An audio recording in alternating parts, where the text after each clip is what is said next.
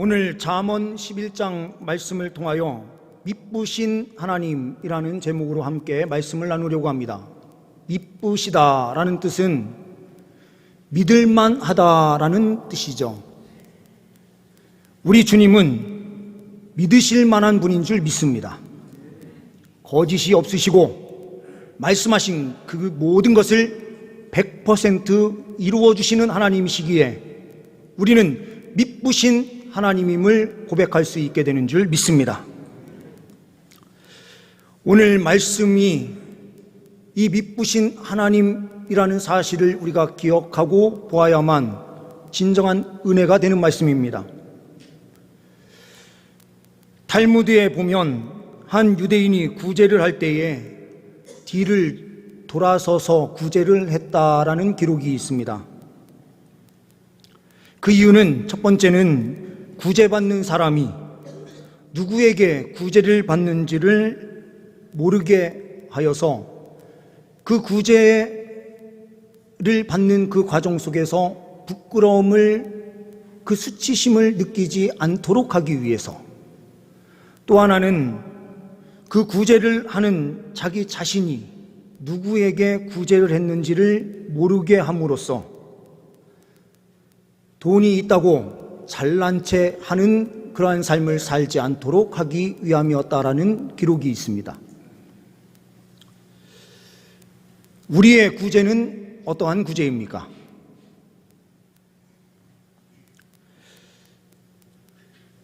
우리의 구제도 우리는 많은 부분을 생각하면서 이 구제의 자리로 나아가야 됩니다. 우리는 모든 것을 하나님께서 주셨으니 하나님께 감사함으로 이 구제 헌금을 드립니다. 그리고 이 구제 헌금을 받는 입장에서는 나는 이것을 받을 수 없어, 부끄러워 라고 생각할 이유가 전혀 없어요. 하나님께서 이 헌금을 통해서 하나님의 손길이 미치고 있음을, 하나님의 풍성한 사랑이 그 한 사람 한 사람에게 임하고 있음을 보여주시는 하나님의 일하심의 손길입니다. 그러니 주는 사람도 사람을 보고 주는 것이 아니라 하나님께 드리는 것이요, 받는 사람도 사람에게 받는 것이 아니라 하나님의 손길을 느끼는 그 순간이니 우리는 이 모든 과정 속에서 모든 사람이 기뻐할 수 있는 시간인 줄 믿습니다. 오늘 본문 말씀을 통하여 우리는 첫 번째로 보게 되는 것은 구제는 하나님의 마음입니다라는 것입니다. 24절 말씀을 보게 되면 흩어 구제하여도 라고 되어 있어요. 흩어서 구제한다라고 하는 것은 그 구제의 폭을 넓힌다라는 뜻이 있습니다.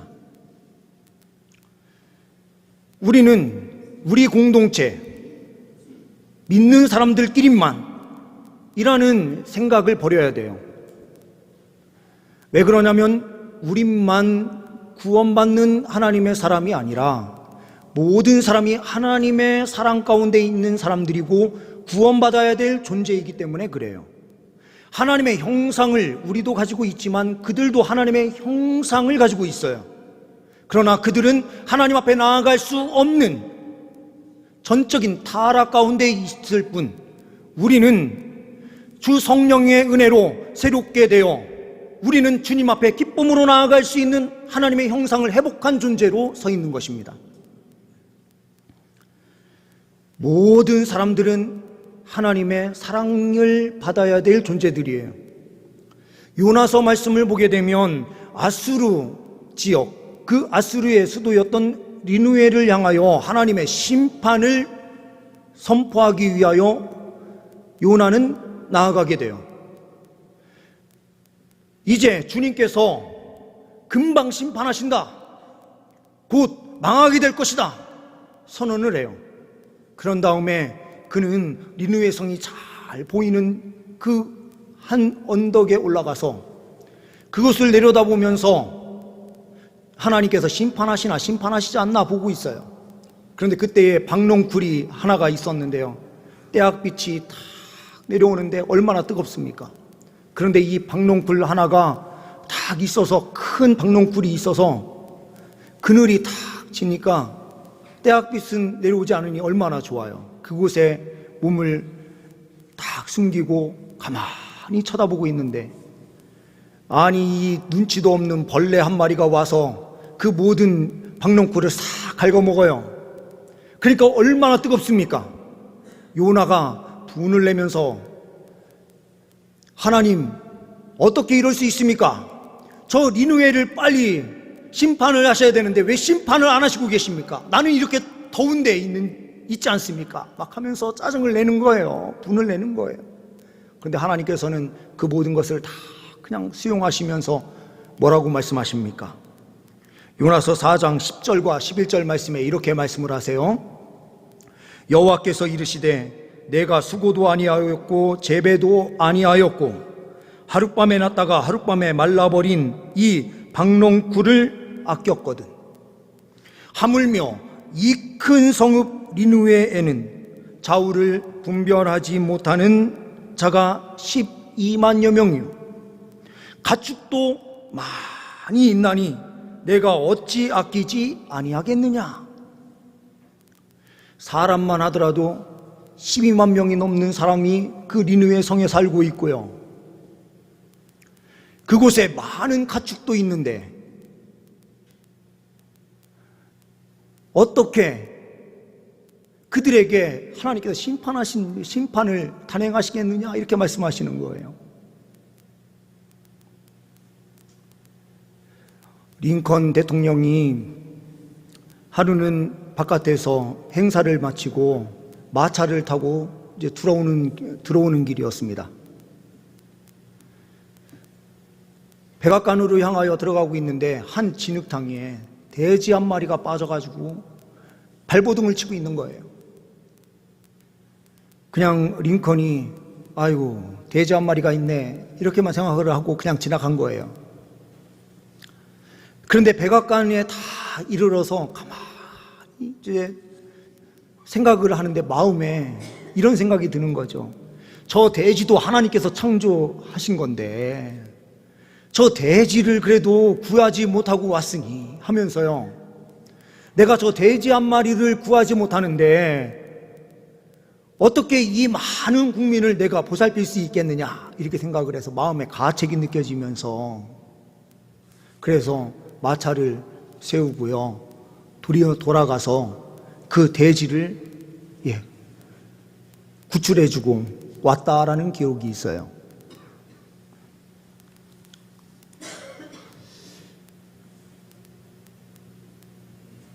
돼지 한 마리를 향한 그 마음이 있는 사람이 진정으로 또한 사람을 사랑할 수 있죠. 우리도 마찬가지예요.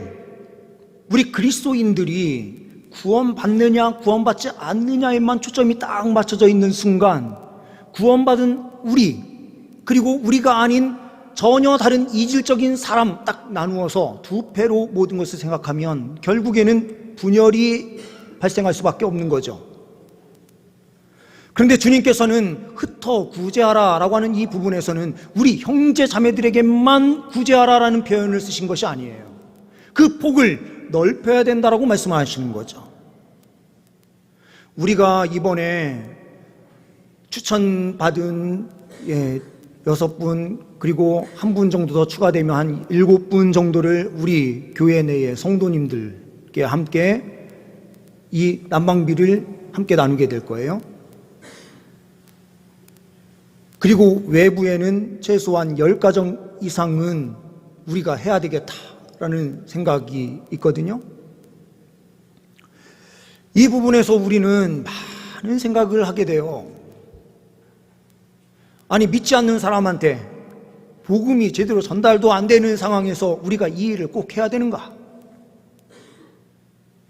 우리는요, 사람을 보고 하는 것이 아니라 하나님을 보는 겁니다. 하나님께서 이 과정을 통하여 역사하실 것을 기대하고 믿음으로 나아갈 때에 하나님께서 놀라운 은혜를 주시는 줄 믿습니다. 두 번째로는 구제는 하나님의 복입니다.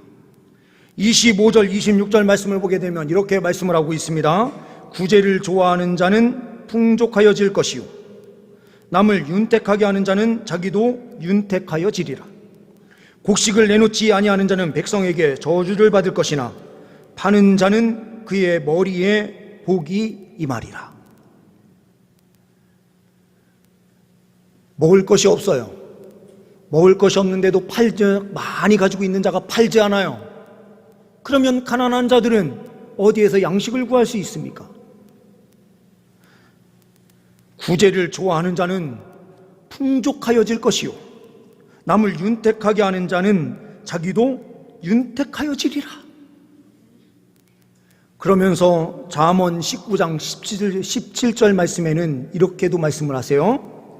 가난한 자를 불쌍히 여기는 것은 여호와께 구워드리는 것이니 그의 선행을 그에게 갚아 주시리라.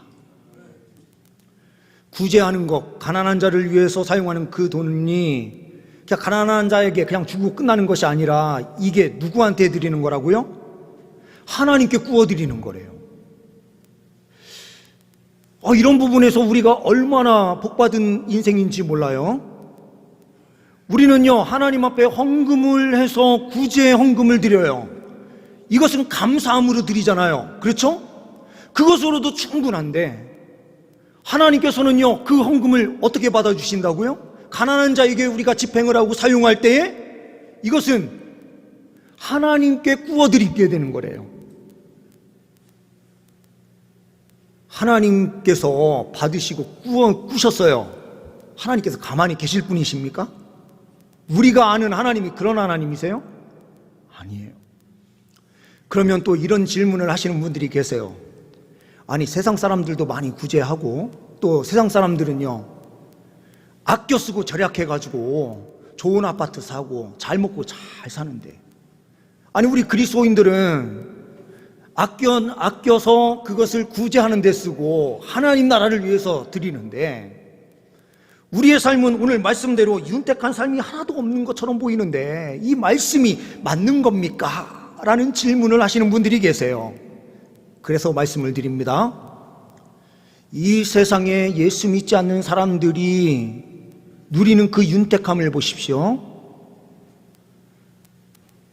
자기들이요, 열심히 아껴서 좋은 아파트 사고 좋은 차 끌고 다니고 진짜 풍요로운 삶을 살아요. 그 윤택함은 거기까지기예요. 거기까지 딱 누리는 삶이에요. 근데 그리스도인들은 어떤 삶이 있느냐? 우리는요, 때로는 이 세상에서는 윤택함을 주시지 않은 것처럼 보일 때가 있는데 우리는 이 세상으로 끝이 아니라요, 하나님의 영원한 윤택함이 예비되어 있는 거예요. 우리는 세상 사람들과 사는 방식이 똑같지 않아요. 하나님의 약속의 말씀이 있고 그 말씀이 이루어지는 삶이 있어요. 그러니 우리는 세상 사람들과 똑같은 방식으로 사는 사람이 아니니 그 사람들과 비교할 필요도 없고 그 사람들과 비교해서 우리는 왜 더 없어? 라고 생각할 이유도 전혀 없는 거예요. 그리고 그리스도인들 가운데에서 하나님께서 물질 회복도 주시고 하나님께서 복을 주셔서 많은 윤택함을 누린다면 그것은 한 사람 개인, 그 한 사람을 위하여 그 윤택함을 너 혼자 누려라 라고 주신 것이 아니에요.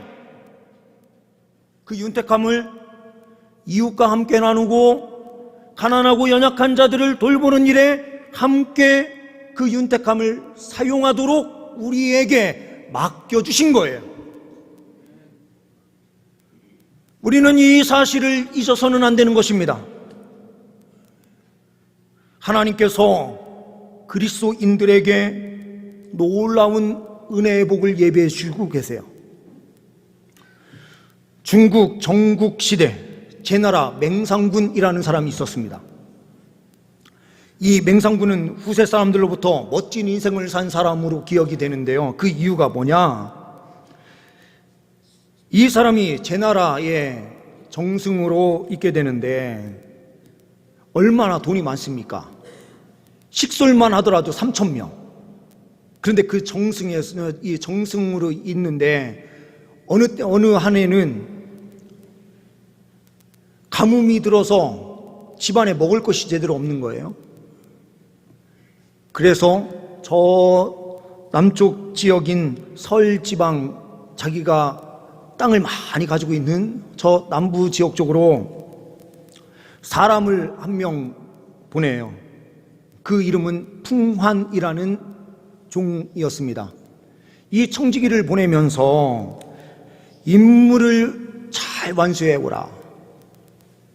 그런데 이 풍환이 그러면 주인님 돌아올 때는 뭘 가지고 꼭 사가지고 와야 될 게 뭐가 있습니까? 이렇게 물어봤어요. 우리 집에는 없는 게 없으니 우리 집에 없는 거면 아무거나 사와라. 이렇게 이야기를 하고요. 돌아올 때 곡식을 꼭 가지고 오도록 명령을 했어요. 근데 그 남부 지역 쪽에 내려가서 보니 거기도 가뭄이 들어가지고요. 너무 힘든 상황 가운데 있는 거예요. 그래서 이 풍안이라고 하는 그 청지기 그 사람이 모든 빚을 다 탕감해 준 거예요. 맹상군 이름으로 다 탕감을 해줘요.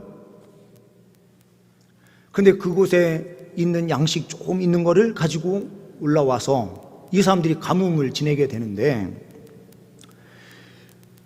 이 맹상군 이 사람이 기분이 너무 안 좋은 거예요. 가지고 그 밑에 내려가서 뭔가 좋은 거 사가지고 우리 집안에 없는 거 사가지고 와라 이렇게 이야기를 했는데 이 사람이 돌아와서 보고하는 내용이 뭐냐면요. 주인님, 제가 이 집에 가만히 보니 모든 게 다 있는데 없는 게 딱 하나 있습니다. 의가 없습니다. 그러니 그 의를 베푸는 삶을 살 수 있도록 제가 엄청난 값을 들여서 그 의를 사가지고 왔습니다. 이렇게 이야기를 한 거예요. 속이 터지는데 정권을 줘가지고 보냈으니 뭐라고 말도 못하고 그랬어요. 근데 조금 시간이 지나서 그 제 나라의 정승 자리에서 정치적으로 탁 무너지면서 이 가정이 완전히 파탄나게 돼요. 식솔들은 여기저기 다 흩어져서 살게 되는데 맹상군이 어디로 가야 되나 할 때에 이 풍안이라고 하는 부하가 맹상군님 우리 설지방으로 가시죠. 간 거예요. 내려갔더니 어떻게 되겠습니까? 사람들이 환영을 하면서 그 사람을 맞이하는 거예요. 그 사람의 정치 기반은 그 설지방이 돼서 새로운 정치 세력을 만들었다라는 내용입니다. 사람한테도요, 하나님의 이름이 없고 하나님의 영광을 위한 길이 아니더라도요, 구제하는 일을 베풀고 어려울 때 함께 나누면은 나중에 어려움을 당할 때 도움을 받게 돼요. 그런데 전능하신 하나님께서 우리에게 무엇을 약속하시고 계세요? 우리 전능한 하나님께서는 그 윤택함을 함께 나누게 되면 너도 윤택하게 될 거야. 하나님의 약속의 말씀은 조금도 어긋남이 없어요. 하나님, 그 하나님을 미쁘신 주님으로 믿는다면, 정말 믿을 만한 분으로 우리가 신뢰하면서 달려간다면 우리는 하나님 말씀을 그대로 실천하고 행해야 되는 줄 믿습니다. 세 번째로는 구제는 하나님의 선, 기쁨입니다. 27절 말씀을 보니 이렇게 말씀을 해요. 선을 간절히 구하는 자는 은총을 얻으려니와 악을 더듬어 찾는 자에게는 악이 임하리라. 이것을 현대어 성경으로 보게 되면요, 선을 간절히 구하는 자는 은총을 얻는다는 게 무슨 뜻입니까? 옳은 일만 하려고 온 힘을 기울여 애쓰면 하나님이 기뻐하신다라는 거예요. 옳은 일이 뭡니까? 하나님 말씀대로 행하는 삶이죠. 준비된 PPT 내용 하나 보시면서 말씀을 계속 보겠습니다. 존 칼훈이라는 미국의 국립정신건강연구소 생태학자였던 한 사람이 1968년부터 한 5년 정도 사이에 실험을 하거든요. 이게 여러 차례 실험을 했는데 이게 몇 차 실험인지는 명확하게는 알 수는 없어요. 그런데 이 지에게 에덴 동산을 만들어 준 겁니다. 유토피아. 먹을 것이 무한정으로 제공돼요. 그리고 그 넓이는 가로 세로 2.7m이기 때문에 지가 그 안에서 살 수 있다면 몇 마리까지 살 수 있냐면 3,840마리까지 살 수 있는 곳이에요. 여기가요. 지를 이 유토피아에 넣어주면서 물, 먹을 거 다 제공해 주는데 여기에다가 8마리, 4쌍을 집어넣어 준 거예요. 그랬더니 번식을 참 잘하는데 2,200마리까지 번식을 쭉 해요. 그런데 2,200마리가 지나는 순간 어떤 일들이 생기는가? 그 안에 이미 힘센 지와 힘없는 지가 나눠지는 거예요. 힘센 지가 많은 땅을 차지해요. 부자지예요, 한마디로. 가난한 지, 힘없는 지들은요, 구석에 가서 몰려서 살게 되는데 먹을 것이 충분해요. 먹을 것이 부족한 게 아니에요.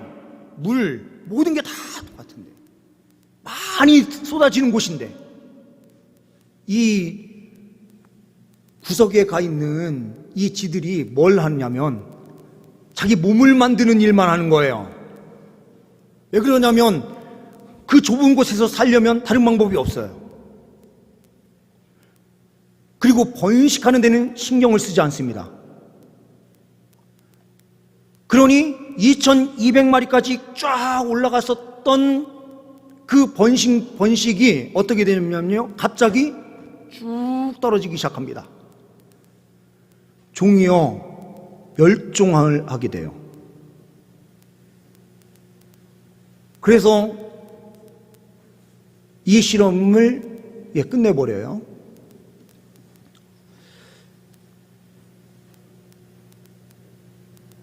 우리는 동물하고 다르잖아요. 사람이 생각이 있고 다르잖아요.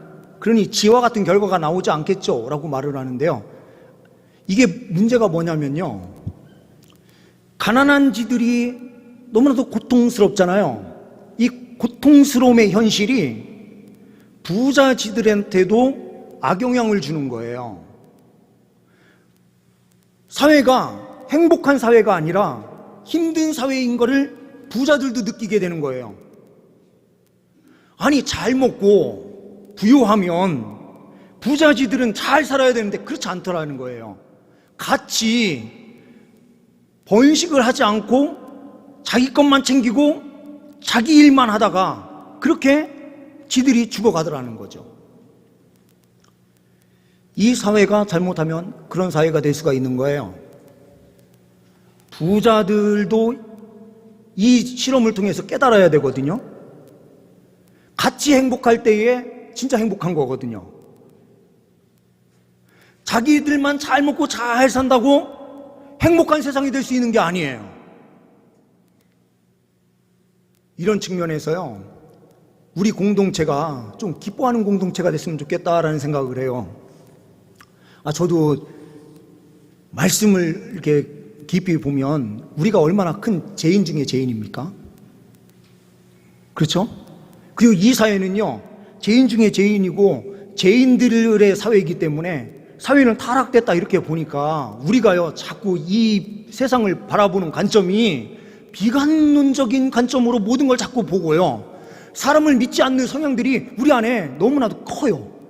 믿었다가 무슨 일을 당할지 모른다 이런 생각이 있으니까요. 가장 비판적으로 보는 사람이 누구냐면 저는 저 같은 사람이라고 생각해요. 하나님의 말씀을 보면은요, 인간을 어떻게 믿어요? 믿을 수가 없어요. 그렇죠? 아니, 조금 하나님께서 구원해 주시면은 어떻게 됩니까? 또 교만해져 가지고요. 금방 우상숭배하면서 달려가고, 금방 교만해져서 하나님의 뜻을 이루지 못하는 길로 달려가는 그 존재들이 우리 인간이잖아요. 우리들은 뭐 별반 다를 거 없어요? 우리도 똑같아요.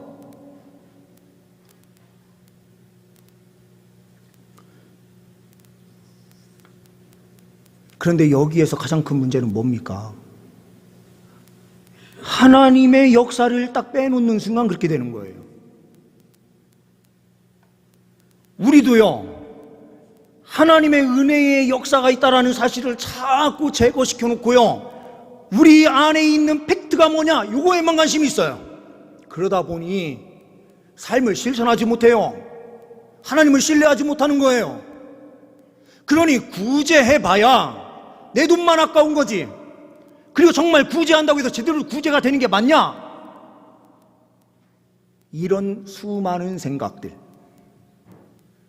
아니, 그 중에 부자인 사람들한테도 이런 게 다 돌아갈 텐데, 부자한테 돌아가는 돈이 있어도요, 가난한 거고 연약한 사람들한테 돌아가는 조금이라도 있으면 우리는요, 그 자리에 더 헌신해야 되는 거예요. 사회가, 국가 시스템이 그렇게 돌아가더라도요, 가난하고 연약한 자들을 위하여 어떠한 시스템이 구축돼야 되는가, 우리는 이것을 볼 줄 알아야 되고요, 하나님의 긍휼과 사랑이 어떻게 전달돼야 되는지를 초점을 맞춰서 달려가야 되는 거죠. 우리는 관점 자체가 완전히 달라져야 돼요.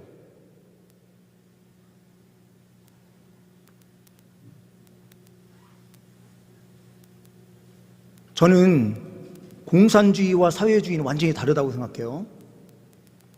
사회주의는 복지가 강화되는 나라, 강화되는 것을 이야기하는 것이고요. 공산당은요, 이건 완전히 유물론 사상으로 완전히 잘못된 거예요. 하나님의 말씀의 관점에서 함께 나누고 함께 세워가자라고 하는 부분에서는 어떻게 보면 이것이 하나님 나라의 소망, 그것을 보여주는 한 개념이기는 한데, 문제는 우리 인간들이 다 죄인이다 보니 이론적으로는 맞는데 삶에서는 그것이 실천되는 사회가 없는 거예요. 그러면 이것을 함께 실천하고 행할 수 있는 단체가 어디입니까? 교회 공동체밖에 없는 거예요. 왜냐하면 성령의 은혜가 있어야만 우리가 희생할 수 있고요, 내줄 수 있는 거죠. 누가 이것을 내줄 수 있습니까? 세상의 이론을 가지고는요, 아무리 무엇을 해도 아무것도 안 돼요. 제대로 될 수가 없어요. 100%라는 것은 있을 수도 없어요. 주님의 공동체만이 분명하게 할 수 있는 겁니다. 주님의 공동체가 제대로 하려면 저도 깨어 있어야 되고요, 우리 장로님들도 깨어 있어야 되고요, 우리 모든 구성원들이 깨어 있어서 하나님의 말씀의 실천의 삶이 무엇인지를 정확하게 볼 수 있어야 되는 거예요. 우리는 세상의 이론, 세상의 이념에 의하여 잘못된 길을 걸어갈 때가 너무나 많아요.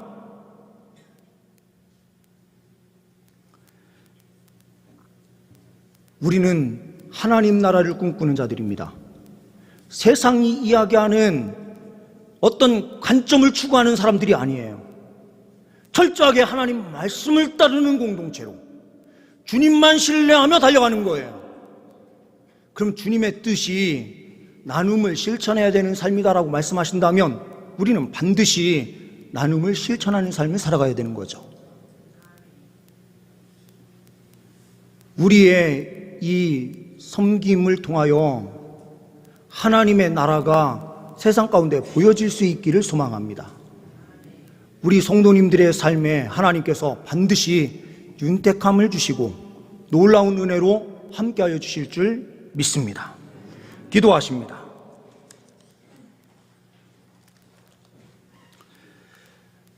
하나님 아버지, 구제는 하나님의 마음임을 우리가 늘 항상 깊이 깨닫게 하여 주옵소서.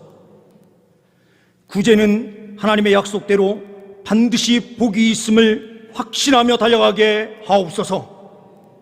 주님, 우리가 늘 항상 선을 이루는 옳은 길로 달려갈 수 있는 능력의 백성들 다 되게 하옵소서. 주님께 감사 영광 올려드리오며 우리 주 예수 그리스도의 이름으로 기도하옵나이다. 아멘.